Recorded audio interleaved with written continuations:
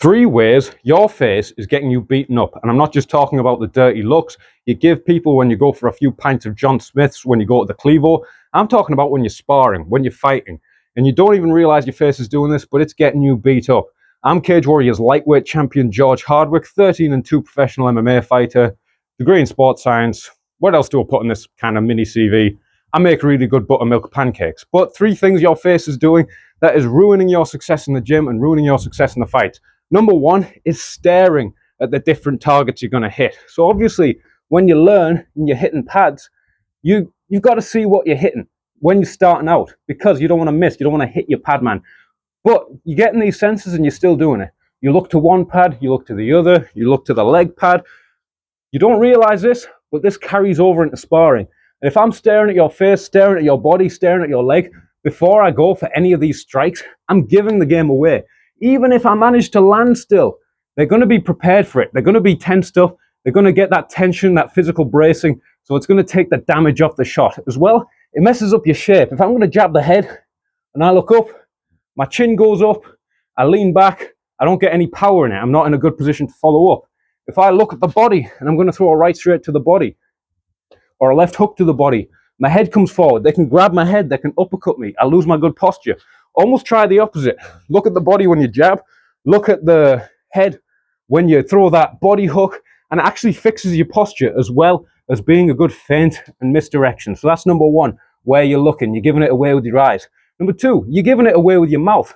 A lot of time, people don't realize this, especially in a harder spar or in the first fight. The mouth does this.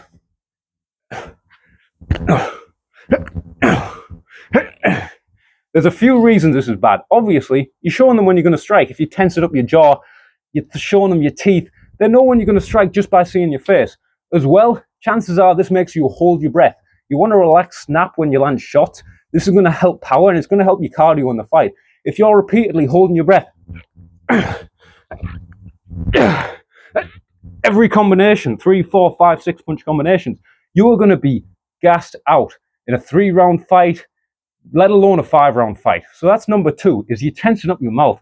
Yeah, it's good to have tension in your jaw. When I got my jaw broke is when I was playing too loosey-goosey, relaxed, and it hit me on the edge of the range when my jaw was relaxed. Obviously, we don't want that. We want this happy middle ground where we're making the tension, but we're not showing them the tension. And we're letting that breath of air out, having that little clench on the moment of impact. If we're clenching on the moment of impact, they haven't seen it. If we're clenching before we throw, they see what's coming. And number 3, this is going to get into some motivational hoo-ha, but showing them fatigue, showing them tiredness.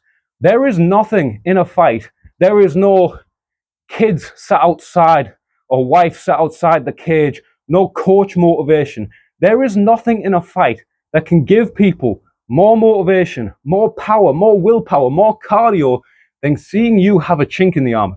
If they see you break down just a little bit, if they see you show weakness just a little bit, their energy bar fills back up. You get caught with a body shot, and then you start to show it in your eyes. You show the fatigue by wincing. You show the breaths by panting with your mouth too much. You're going to give them energy. Think, if you were going through the desert and you were just like, okay, I'm done. I'm dehydrated. I'm hungry. The heat's crazy. I'm done. If the sand parted and you saw a hotel about half a mile away, for sure, you would cover that half a mile even though you thought you're done. People are nowhere near done when they think they're done. And if they see any weakness on your face, you show them anything, their power bar is going to fill back up. So 3 things I want you to think about. Misdirect them with your eyes. Don't look at every single target individually when you're throwing. It messes up your physical shape, your alignment, and you're going to show them what they're going to do. So they're going to be able to count you really easy. Number 2 is don't clench your teeth before you're throwing. Yeah, you need to brace if you're taking a shot, and you need to be braced the moment your shots land. But you don't want to show them tense up. Show them 3 miles away that you're going to strike or throw a hard combination. And the last one, don't show them that weakness. It gets into a little bit to motivational hoo-ha, this, that, and the other. But practice. In your most tiring work, your assault bikes, your sparring, your positional rounds, your bag intervals, whatever it is that makes you the most tired, practice good body language. Practice not showing a thing through your face.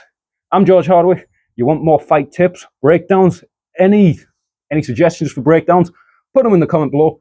I got a Patreon. There's no paywall content, but I'll probably listen to Patreons more for suggestions. Use code HART10 at RevGear.